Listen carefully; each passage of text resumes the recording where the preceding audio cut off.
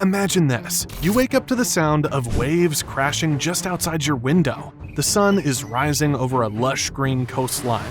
There's no mortgage, no noisy city life, just your own piece of land in paradise. And the wildest part? This land was given to you for free. No, this isn't a dream. This is real. A small Caribbean nation is literally offering land to Americans. But of course, there's a catch. And we're going to break it all down. Where this is happening, why they're doing it, and what you need to know before you pack your bags. Because nothing is ever truly free, and this offer, as amazing as it sounds, comes with strings. But let's rewind a bit. To understand how we got here, you first need to understand what's happening all around the world right now.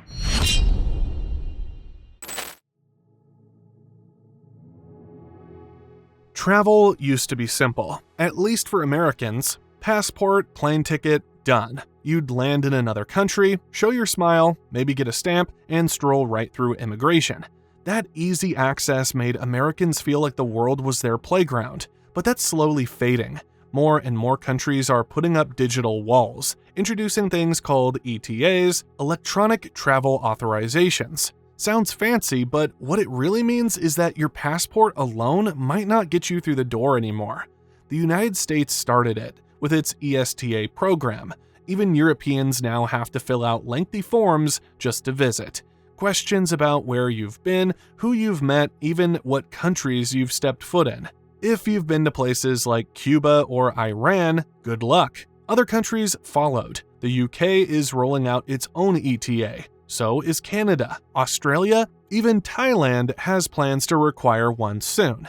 These systems aren't exactly visas, but they're not exactly visa-free either. They're a weird in-between that lets countries screen visitors before they even arrive. And if they don't like your answers, they can simply say no. This shift is making travel more complicated, even for people used to breezing through airports, especially for digital nomads, retirees, and slow travelers who want to spend more than just a few tourist days abroad.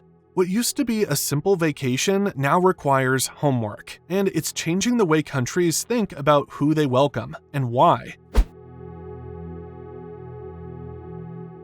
Let's zoom in on the Caribbean, to the peaceful and sun-soaked island of Saint Lucia. It's not just a vacation spot anymore. It's now one of the boldest examples of how smaller countries are turning the tables, trying to attract foreigners instead of push them away. And here's where it gets interesting. Saint Lucia has launched initiatives to offer free or heavily discounted land to foreigners, especially those looking to invest, settle, or contribute to the local economy. But this isn't some tourist gimmick. It's part of a deeper strategy. You see, like many small nations, Saint Lucia faces challenges: slower population growth, limited infrastructure in rural areas, and the need to attract new sources of income.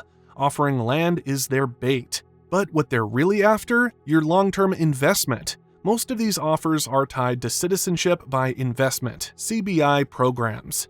These programs allow foreigners to become citizens by making a one-time contribution, often through a government-approved real estate investment or donation. In Saint Lucia, the minimum investment starts at $100,000, and in return, you're granted a second passport, access to over 140 visa-free countries, and sometimes, yes, access to plots of land in development zones. Some of these lands are in areas marked for ecotourism, agriculture, or even future smart towns. But here's the catch: you're usually required to build on it. Sometimes within a few years, sometimes with local labor. And no, you can't just flip it on Airbnb or resell it overnight. So while the phrase free land grabs attention, the truth is more nuanced. You're not just being gifted beachfront property, you're entering into a deal. One that could be worth it, but only if you understand what you're signing up for. Quick pause. If you're enjoying this and want to discover more places offering second passports, land deals, and tax-friendly havens, make sure to like this video, subscribe, and turn on notifications. That way, you won't miss the next opportunity we uncover. Now, let's keep going, because the story gets even better. Saint Lucia isn't alone. Several small countries are starting to realize the value of inviting, not rejecting, outsiders. And Americans, especially Black Americans and remote workers, are high on their list. The Caribbean offers something that's rare in today's world: ease. In places like Saint Lucia, Antigua and Barbuda, or even Dominica, there's no endless paperwork to visit. Many of these countries allow US citizens to stay up to 6 months visa-free, and some will offer residency or even citizenship with the right investment. It's not just about the weather. These nations are building their economies on tourism, offshore banking, and digital nomad programs. They want people to bring in income, spend locally, and respect the culture. And compared to Europe or North America, these governments tend to be far less judgmental about where you've traveled, what passport you hold, or what your job is. They also offer something else: peace, low crime, friendly communities, and a slower pace of life. So for Americans feeling squeezed by rising costs, social tension, or just burnout, this kind of lifestyle is tempting. These island nations are capitalizing on that, and by offering land, citizenship, and a fresh start, they're doing what big-name countries won't. They're saying, "Come here, we want you." But of course, that doesn't mean it's without risk.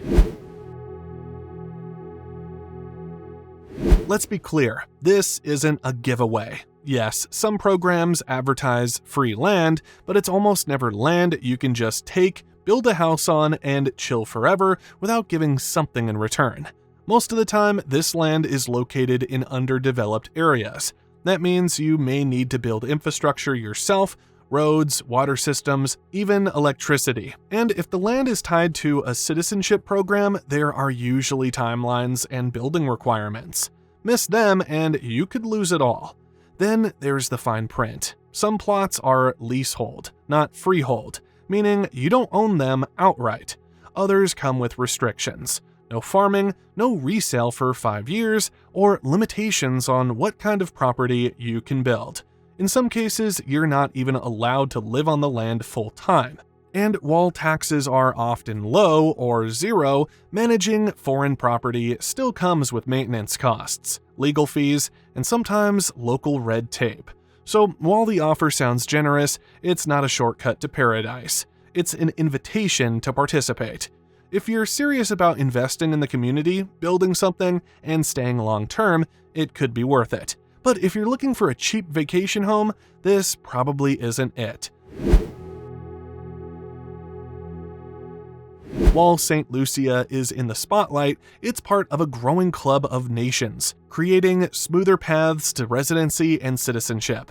In Georgia, Americans can stay for an entire year visa-free. The government even hands out welcome wine bottles to foreigners. Paraguay offers a permanent residency card for just basic documents and a small deposit. Panama's Friendly Nations visa lets Americans settle with minimal hassle.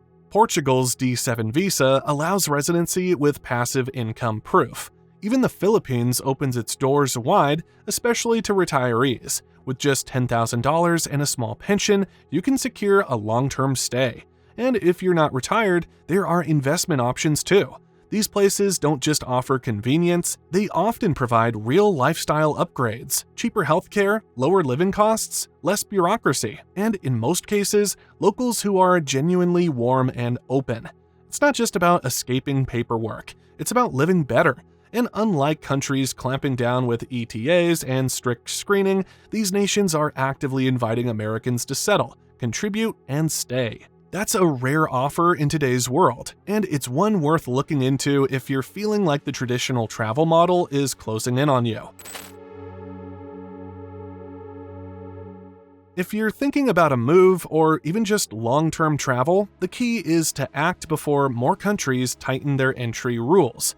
One smart move: look into residency permits now. Even if you don't plan to move right away, having legal residency gives you a backup. It often means you don't have to fill out ETAs or jump through new hoops every time you fly. You could also explore second citizenships. Places like Saint Lucia or Antigua offer legal passports through investment. It's not cheap, but if you travel often or want options outside the US, it's a powerful tool.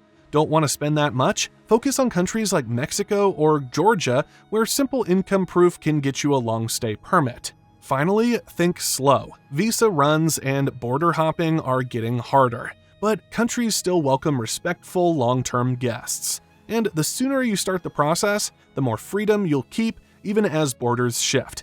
Because here's the truth, visa-free travel isn't dead, it's just changing. And in this new world, those who plan ahead will be the ones who still get to move freely. So yes, a tiny island nation is offering land to Americans. But as we've seen, it's not just about the land. By the way, I booked my last trip to Cancun for half the usual price. And no, I'm not gatekeeping. I used Expedia, and I've got an affiliate link below that gets you the same deals. No extra cost to you, just real savings. Also, I truly appreciate your time and attention. I spend hours researching and shaping each video to give you something valuable and easy to follow. If you found it helpful, consider buying me a coffee. It helps fuel the next one. And don't forget to like, subscribe, and turn on notifications so you're the first to catch what's coming up next. Up next, 10 most dangerous states in the United States 2025, and why you need to leave right now.